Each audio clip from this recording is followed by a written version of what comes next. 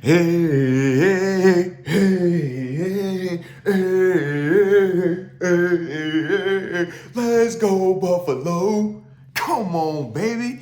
You love to see it. 35-10 in prime time in the snow, or excuse me, in the snow. You already know, man.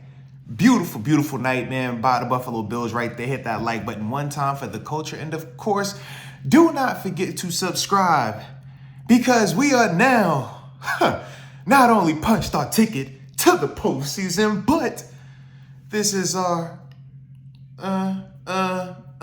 fifth AFC East championship in a row. 5 of them things. Stack them up, stack them up, stack them up. The reign of Allen. The Buffalo Bill time. Oh, man, it's a beautiful time in the AFC East. Shout out to the guys. I mean, where do we start?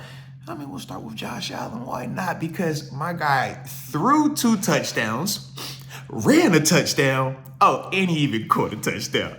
It's craziness, man. The game was absolute bonkers, man, when you're talking about Josh. Another clean performance. We talk about what he's been doing at a high level this season, and that is taking care of the football, not turning it over. We know up until this game, he had about a 3-game span where, we were seeing an occasional turnover here and there.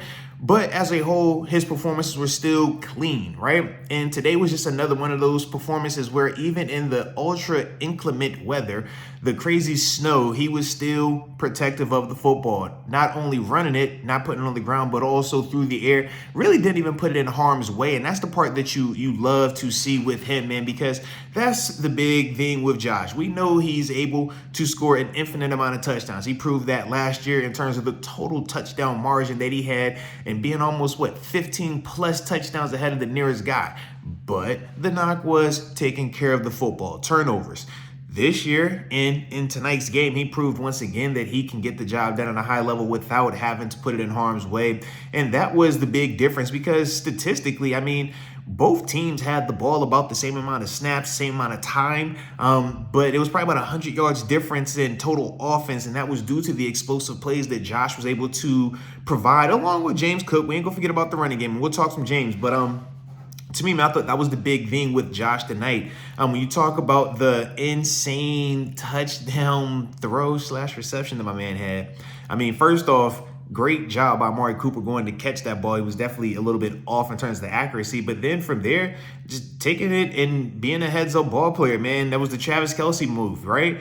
Plays happening. It's not by design, but you got to feel you can see it, and you and your guy are connected. Boom. Go ahead, drop it off to him. And from there, Josh doing what he does, Superman into the end zone, absolutely electric. You talk about MVP moments. You talk about defining moments. He's quietly put together multiple defining moments, multiple just whoa type situations, man. I know that's not the focus. Josh has already said that's not the focus, so we don't care about it. But I do care, all right? I care a lot.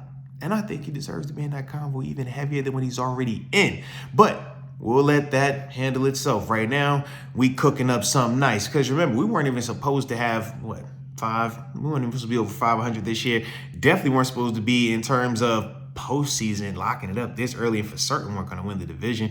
And, I mean, that's what the national media told you, down year. But as you can see, all right, yeah, double-digit wins, clinched the division. How many weeks we got left to spare? Like, come on. But you know what we hunting. We still got to hunt that 1 seed. We still playing catch-up. But don't worry, we already done a lot of that work in terms of knocking off the Chiefs that first go-around. But back to this game, though, man. Running game was big time, man. In terms of James Cook, I thought he provided the spark, the wave early in this game, man. Before Josh really got rolling, James Cook was the guy that was providing that wave, man. He's done a great job all season of doing that. Ray Davis also came through in a complimentary role, was able to get into the end zone as well. Was nice 1-2 punch. And that's, to me, the big difference this season and compared to years past. Our ability to consistently run that football and stay committed to it as well has been a huge reason why Josh has been able to stay clean, and this offense has been able to put up 30-plus points on how many occasions now? Think about that. We should have had more. I mean, I know that punt return got called back, and we took Josh out for the whole fourth quarter. Shout out to the Trubisky game, right?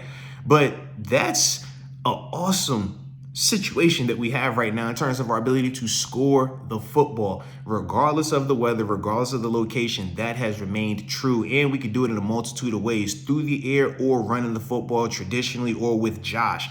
So I love all of that. Our receivers did enough, right? Khalil Shakir continues to be that safety net, right? We talked about no Dalton Kincaid. Okay, Dawson Knox, he had the opportunity to come up with some big time explosive receptions. From there, Q Morris, big time receptions. And also, man, can't forget about Curtis Samuel, man, doing enough, right? Drawing a penalty here or there, but just enough to make, that defense have to respect us. And from there, like I said, man, Josh is doing everything else in between, finding Mac Hollins and company.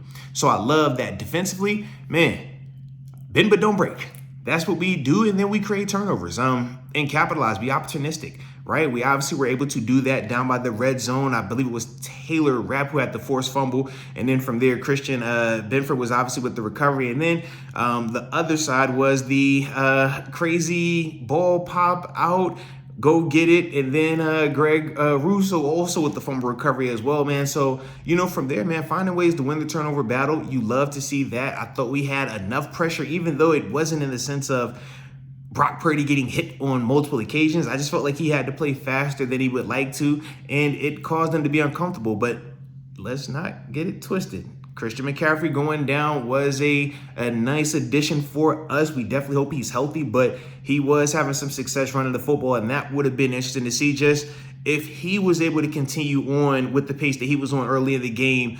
Would we have had to change what we wanted to do from a schematic standpoint defensively? Luckily for us, we didn't have to find that answer out tonight, but that is something that, just to be a little concerned about with some of these AFC teams. We obviously know how Baltimore attacked us early in the year. We obviously know how Pittsburgh, can run the football as well. But as a whole, excellent performance, man. That's how you want to bounce back from a bye week and look healthy, man. And across the board, that's what we were able to do. And T-Bass, man, outside of that last field goal, which I still couldn't even see it miss. Like, shout out to the snow. I thought that he did another dope job by himself, man, in terms of making the kicks that we asked of him. But once again, man, heck of a job, man. Another double-digit win season. Another AFC East locked up early this time. You love to see it, man. So let me know your thoughts in the comment section on everything that we just witnessed and what you expect to see from this squad going forward. But either way, I appreciate you for tuning in. Don't forget to hit that like button one last time and subscribe. And as always, don't nobody circle the wagons like the Buffalo Bills.